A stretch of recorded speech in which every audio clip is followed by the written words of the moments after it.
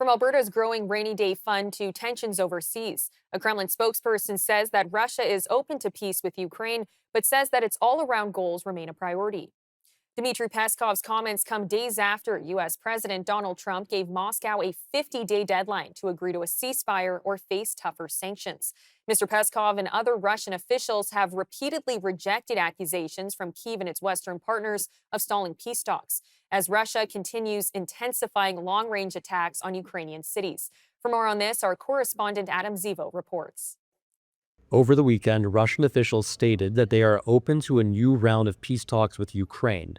While some might interpret this as a positive sign, it is highly unlikely that these talks will produce any breakthrough, given that Russia remains committed to its maximalist demands from Kyiv. Earlier this year, in May, Russian and Ukrainian negotiators met in Istanbul to explore the possibility of a peace deal.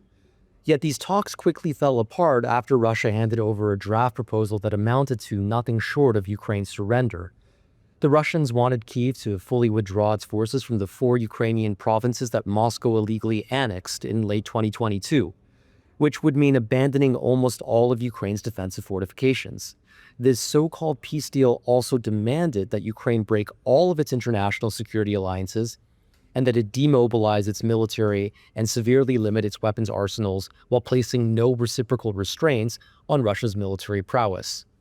In effect, the Russians told the Ukrainians, hand over more land and give up your capacity to defend yourself, and we pinky swear that we won't invade you again in the future. Obviously, Kyiv's representatives were not amenable to this solution.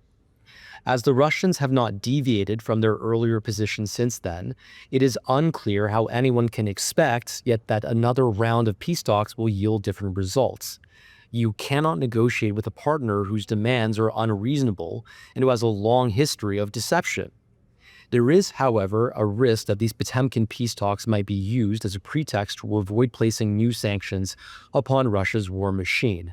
Earlier this spring, Ukraine's main European allies, meaning the United Kingdom, France, Germany, and Poland, were on the precipice of imposing crushing secondary sanctions on Russia's trading partners. But they were thwarted when U.S. President Donald Trump demanded that the aforementioned Istanbul peace talks take priority instead. Trump recently gave Russian President Vladimir Putin 50 days to sign a peace deal and said that Russia's trading partners will face 100% tariffs if this deadline is not met. Russian officials dismissed Trump's threats as hollow and have since seemed unperturbed. For Ukraine watchers, that raises a question. Will Putin only pretend to pursue peace talks to further placate Trump? Will Trump chicken out and give Putin yet another extension and grant Russia a further opportunity to gnaw away at Ukraine's territory? Are we seeing the same mistakes of the spring being repeated again? For now, a pessimistic approach seems prudent.